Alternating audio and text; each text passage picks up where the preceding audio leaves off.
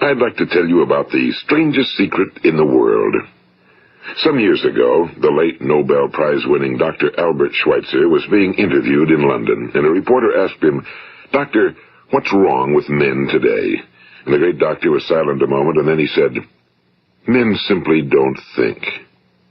It's about this that I want to talk with you. We live today in a golden age. This is an era that man has looked forward to, dreamed of, and worked toward for thousands of years. But since it's here, we pretty well take it for granted. We in America are particularly fortunate to live in the richest land that ever existed on the face of the earth, a land of abundant opportunity for everyone. But do you know what happens? Well, let's take 100 men who start even at the age of 25. Do you have any idea what will happen to those men by the time they're 65? These 100 men who all start even at the age of 25 believe they're going to be successful. If you ask any one of these men if he wanted to be a success, he'd tell you he did. And you'd notice that he was eager toward life, that there was a certain sparkle to his eye, an erectness to his carriage, and life seemed like a pretty interesting adventure to him. But by the time they're 65, 1 will be rich. 4 will be financially independent. 5 will still be working. 54 will be broke. Now think a moment. Out of the 100, only 5 make the grade. Now why do so many fail?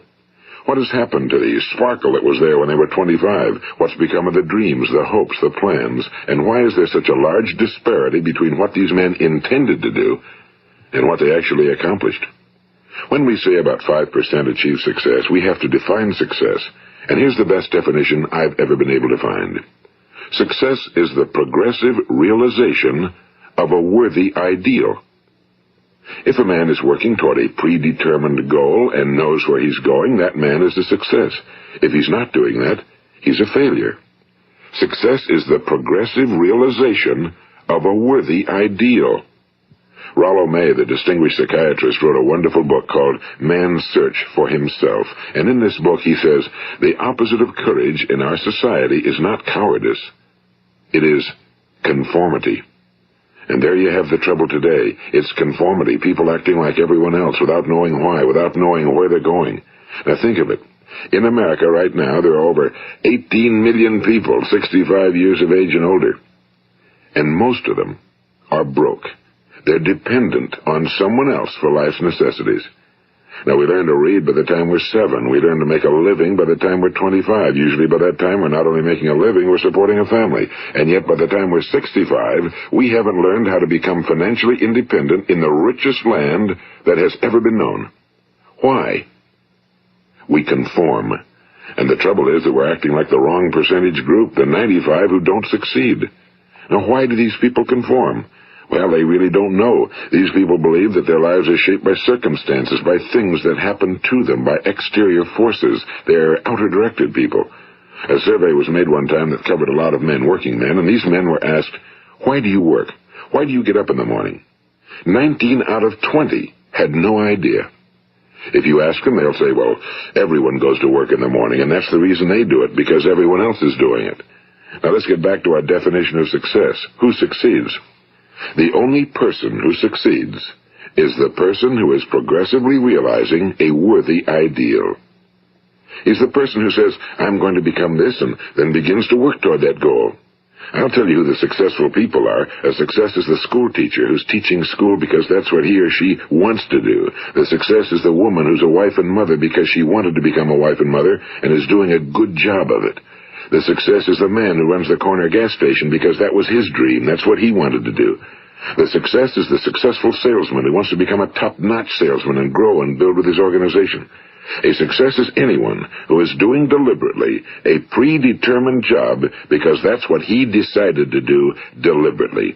But only 1 out of 20 does that. That's why today there isn't really any competition unless we make it for ourselves. Instead of competing, all we have to do is create. You know, for 20 years, I looked for the key which would determine what would happen to a human being. Was there a key I wanted to know which would make the future a promise that we could foretell to a large extent? Was there a key that would guarantee a person's becoming successful if he only knew about it and knew how to use it? Well, there is such a key, and I've found it. Have you ever wondered why so many men work so hard and honestly without ever achieving anything in particular, and others don't seem to work hard and yet seem to get everything? They seem to have the magic touch. You've heard them say that about someone. Everything he touches turns to gold. And have you ever noticed that a man who becomes successful tends to continue to become successful? And on the other hand, have you noticed how a man who's a failure tends to continue to fail? Well, it's because of goals. Some of us have goals, some don't. People with goals succeed because they know where they're going. It's that simple. Think of a ship leaving a harbor, and think of it with the complete voyage mapped out and planned. The captain and crew know exactly where it's going and how long it'll take. It has a definite goal. Now, 9,999 times out of 10,000, it will get to where it started out to get. Now, let's take another ship, just like the first, only let's not put a crew on it or a captain at the helm. Let's give it no aiming point, no goal, no destination. We just start the engines and let it go. I think you'll agree with me that if it gets out of the harbor at all, it will either sink or wind up on some deserted beach, a derelict. It can't go anyplace because it has no destination and no guidance, and it's the same with a human being. Take the salesman, for example. There's no other person in the world today with the future of a good salesman. Selling is the world's highest paid profession, if we're good at it and if we know where we're going. Every company needs top-notch salesmen, and they reward those men. The sky's the limit for them. But how many can you find? Someone once said the human race is fixed, not to prevent the strong from winning, but to prevent the weak from losing. The American economy today can be likened to a convoy in time of war. The entire economy is slowed down to protect its weakest link, just as the convoy had to go at the speed that would permit its slowest vessel to remain in formation. That's why it's so easy to make a living today. It takes no particular brains or talent to make a living and support a family today. So we have a plateau of so-called security, if that's what a person's looking for. But we do have to decide how high above this plateau we want to aim. Now let's get back to the strangest secret in the world, the story that I wanted to tell you today. Why do men with goals succeed in life and men without them fail? Well, let me tell you something which, if you really understand it, will alter your life immediately. If you understand completely what I'm going to tell you from this moment on, your life will never be the same again. You will suddenly find that good luck just seems to be attracted to you. The things you want just seem to fall in line, and from now on you won't have the problems, the worries, the gnawing lump of anxiety that perhaps you've experienced before. Doubt, fear, well, they'll be things of the past. Here's the key to success and the key to failure. We become what we think about. Now let me say that again. We become what we think about. Throughout all history, the great wise men and teachers, philosophers and prophets have disagreed with one another on many different things. It's only on this one point that they are in complete and unanimous agreement. Listen to what Marcus Aurelius, the great Roman emperor, said. A man's life is what his thoughts make of it. Disraeli said this, everything comes if a man will only wait. I've brought myself by long meditation to the conviction that a human being with a settled purpose must accomplish it, and that nothing can resist a will that will stake even existence for its fulfillment. Ralph Waldo Emerson said this, a man is what he thinks about all day long. William James said, the greatest discovery of my generation is that human beings can alter their lives by altering their attitudes of mind. And he also said, we need only in cold blood act as if the thing in question were real, and it will become infallibly real by growing into such a connection with our life that it will become real. It will become so knit with habit and emotion that our interest in it will be those which characterize belief. And he also said, if you only care enough for a result, you will almost certainly attain it. If you wish to be rich, you will be rich. If you wish to be learned, you will be learned. If you wish to be good, you will be good. Only you must then really wish these things and wish them exclusively, and not wish at the same time 100 other incompatible things just as strongly. In the Bible, you read in Mark 9:23, if thou canst believe, all things are possible to him that believeth. My old friend Dr. Norman Vincent Peale put it this way, this is one of the greatest laws in the universe. Fervently do I wish I had discovered it as a very young man. It dawned upon me much later in life, and I found it to be one of the greatest, if not my greatest discovery outside of my relationship to God. The great law, briefly and simply stated, is that if you think in negative terms, you will get negative results. If you think in positive terms, you will achieve positive results. That is the simple fact, he went on to say, which is at the basis of an astonishing law of prosperity and success. In 3 words, believe and succeed. William Shakespeare put it this way: our doubts are traitors and make us lose the good we oft might win by fearing to attempt. George Bernard Shaw said, people are always blaming their circumstances for what they are. I don't believe in circumstances. The people who get on in this world are the people who get up and look for the circumstances they want, and if they can't find them, make them. Well, it's pretty apparent, isn't it? And every person who discovered this for a while believed that he was the first one to work it out. We become what we think about. Now, it stands to reason that a person who's thinking about a concrete and worthwhile goal is going to reach it, because that's what he's thinking about, and we become what we think about. Conversely, the man who has no goal, who doesn't know where he's going, and whose thoughts must therefore be thoughts of confusion and anxiety and fear and worry, becomes what he thinks about. His life becomes one of frustration and fear and anxiety and worry. And if he thinks about nothing, he becomes nothing. Now, how does it work? Why do we become what we think about? Well, I'll tell you how it works as far as we know. Now, to do this, I want to tell you about a situation that parallels the human mind. Suppose a farmer has some land, and it's good fertile land. Now, the land gives the farmer a choice. He may plant in that land whatever he chooses. The land doesn't care. It's up to the farmer to make the decision. Now, remember, we're comparing the human mind with the land because the mind, like the land, doesn't care what you plant in it. It will return what you plant, but it doesn't care what you plant. Now, let's say that the farmer has 2 seeds in his hand. One is a seed of corn. The other is nightshade, a deadly poison. He digs 2 little holes in the earth, and he plants both seeds, one corn, the other nightshade. He covers up the holes, waters, and takes care of the land, and what will happen?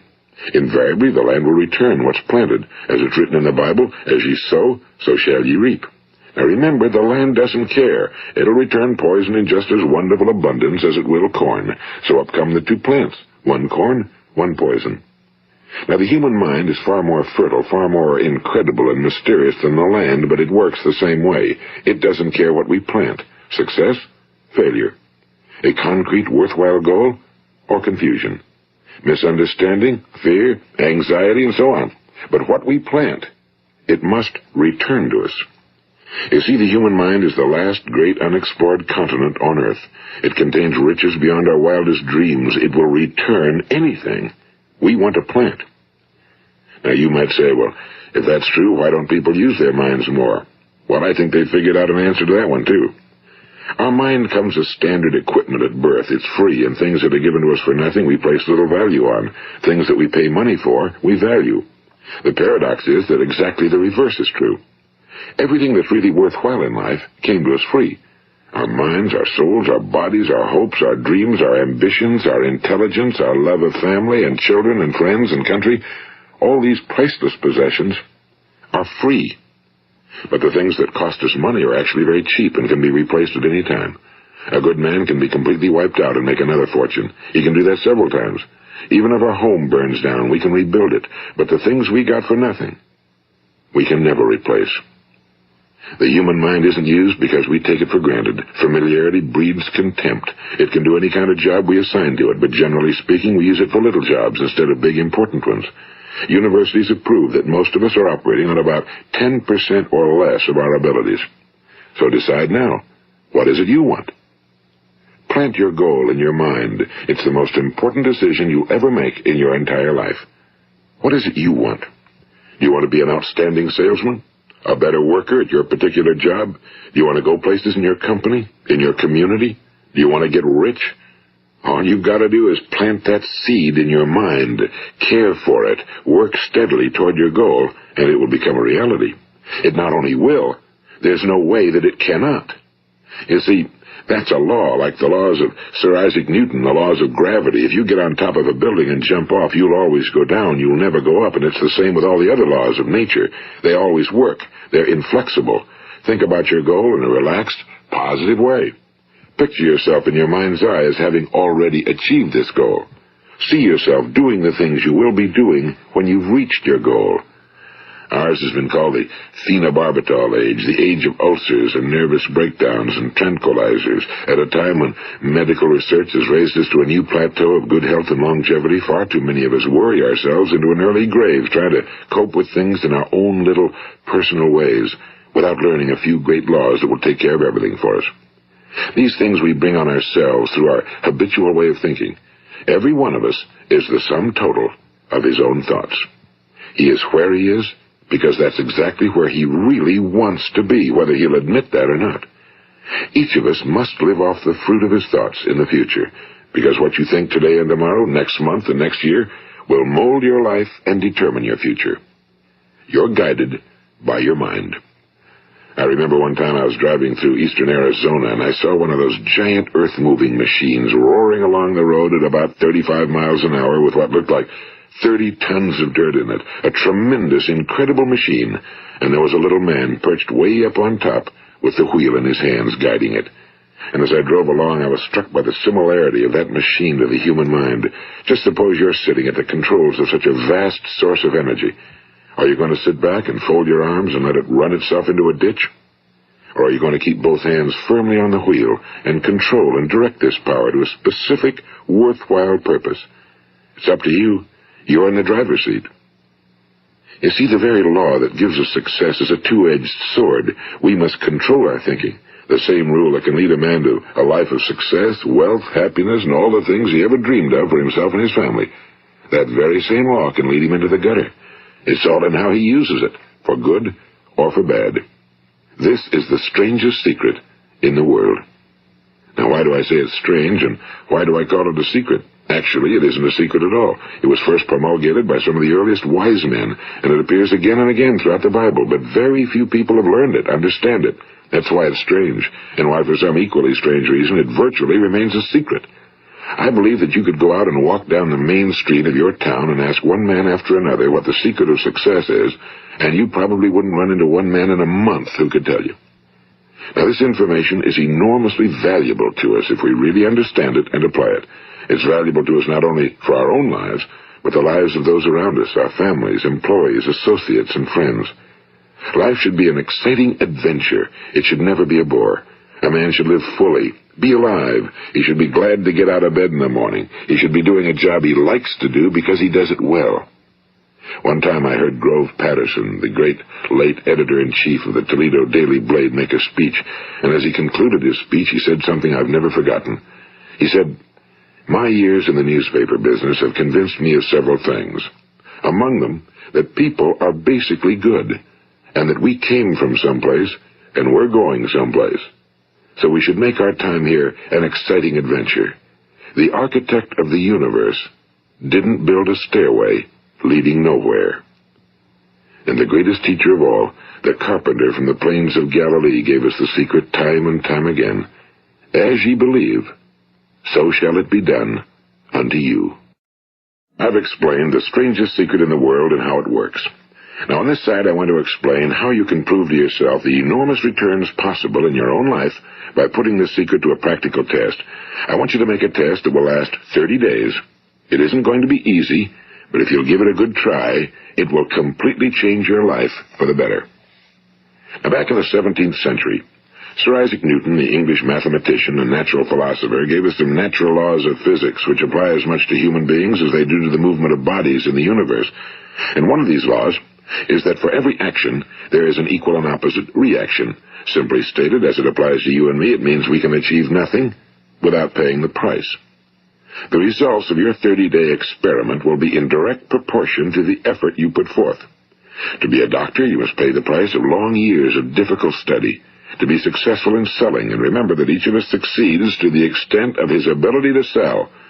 Selling our families on our ideas, selling education in schools, selling our children on the advantages of living the good and honest life, selling our associates and employees on the importance of being exceptional people.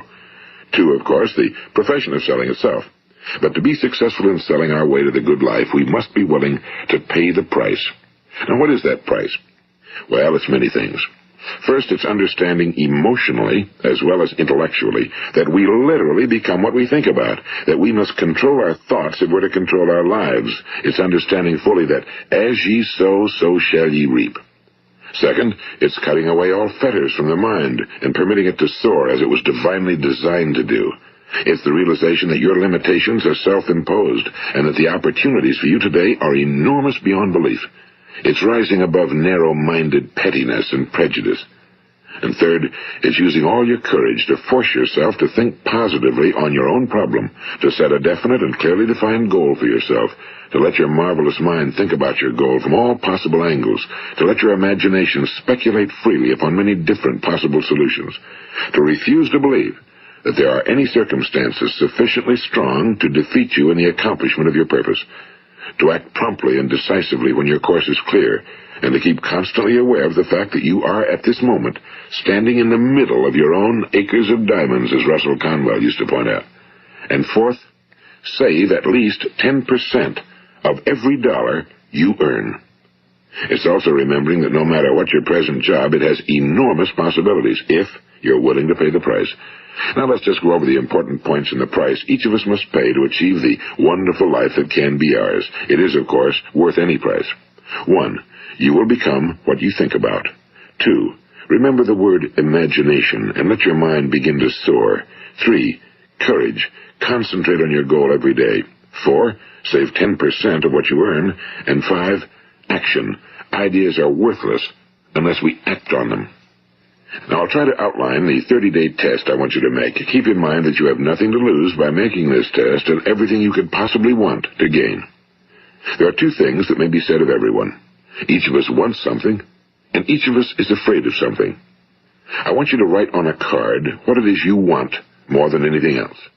It may be more money. Perhaps you'd like to double your income or make a specific amount of money. It may be a beautiful home. It may be success at your job. It may be a particular position in life. It could be a more harmonious family. Each of us wants something. Now write down on your card specifically what it is you want. Make sure it's a single goal and clearly defined. You needn't show it to anyone, but carry it with you so that you can look at it several times a day. Think about it in a cheerful, relaxed, positive way each morning when you get up, and immediately you have something to work for, something to get out of bed for, something to live for. Look at it every chance you get during the day and just before going to bed at night. And as you look at it, remember that you must become what you think about, and since you're thinking about your goal, you realize that soon it will be yours. In fact, it's yours really the moment you write it down and begin to think about it. Look at the abundance all around you as you go about your daily business. You have as much right to this abundance as any other living creature. It's yours for the asking. Now we come to the difficult part. Difficult because it means the formation of what is probably a brand new habit, and new habits are not easily formed. Once formed, however, it will follow you for the rest of your life. Stop thinking about what it is you fear. Each time a fearful or negative thought comes into your consciousness, replace it with a mental picture of your positive and worthwhile goal.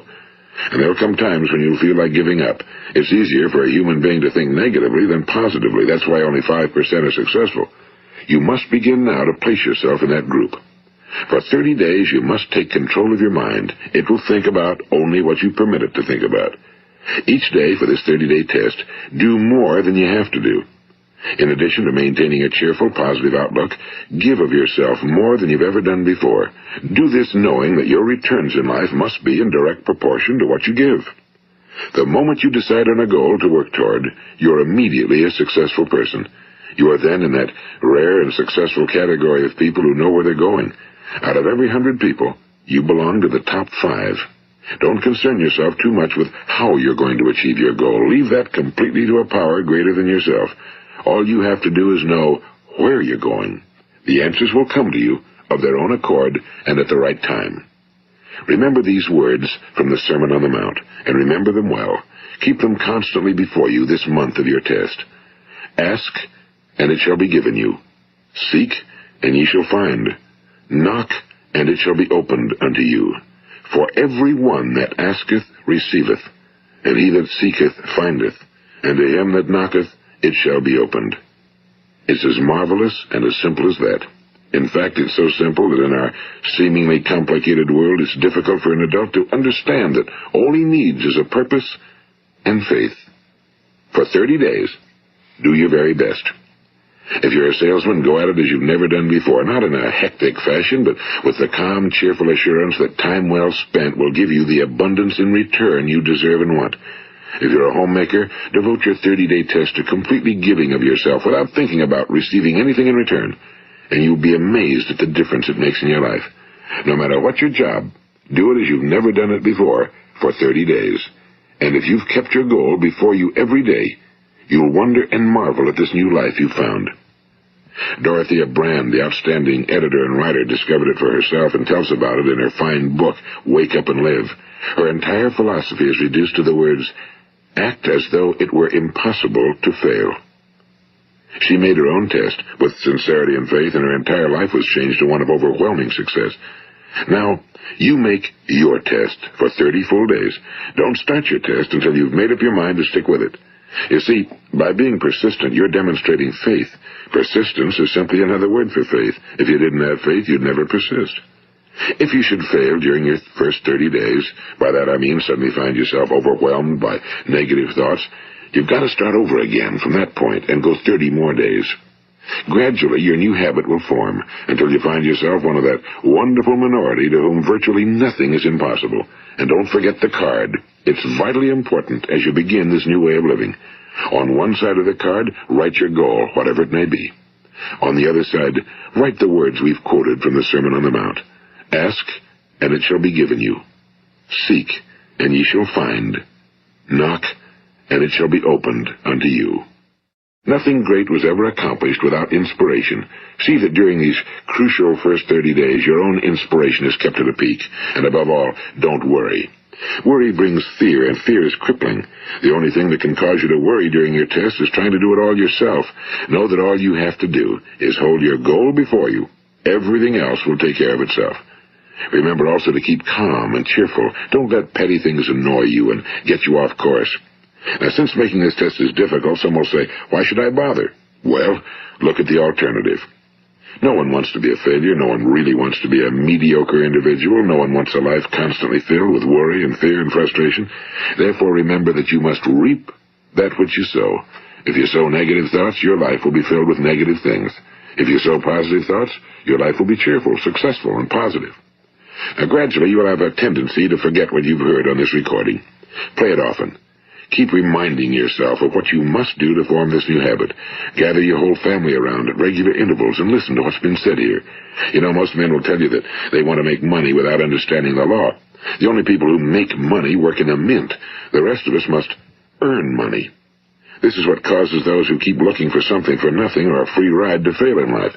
The only way to earn money is by providing people with services or products which are needed and useful. We exchange our time and our product or service for the other man's money. Therefore, the law is that our financial return will be in direct proportion to our service. Now, success is not the result of making money. Making money is the result of success, and success is in direct proportion to our service.